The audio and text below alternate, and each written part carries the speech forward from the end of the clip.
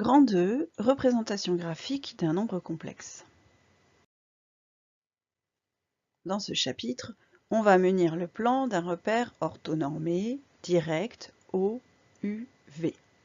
Alors d'habitude, on l'appelle OIJ, mais comme ici on travaille avec des nombres complexes et qu'on utilise déjà la lettre I, on prendra l'habitude, quand on travaille avec les complexes, de se placer dans un repère que l'on appellera OUV.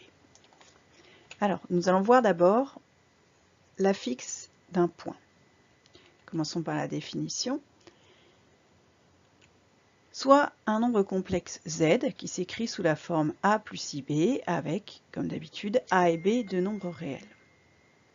Alors, le point M de coordonnées AB, c'est-à-dire que l'abscisse du point M, c'est la partie réelle de Z, et l'ordonnée du point M, c'est la partie imaginaire de Z.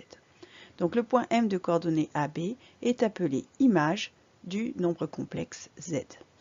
On note M, au lieu de mettre les coordonnées, on met le nombre complexe.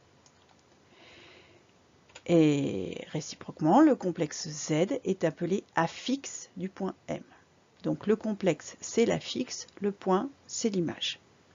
Et quand on est comme cela et qu'on fonctionne en affixe et en image, on dit qu'on est dans le plan complexe.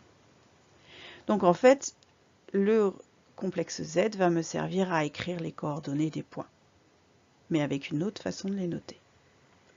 Donc si on regarde la figure, l'axe des abscisses dans le plan complexe, on l'appelle axe des réels.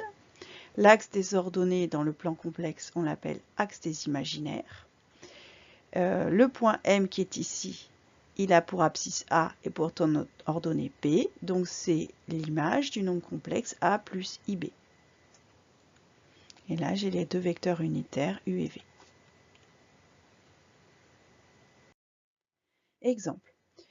Dans le plan complexe, si j'ai un complexe Z qui est égal à 2 moins I, alors l'image de Z, le point A, a pour coordonnées partie réelle de Z, c'est-à-dire 2, et partie imaginaire de Z, c'est-à-dire moins 1. Donc les coordonnées du point A, image de Z, c'est 2 et moins 1.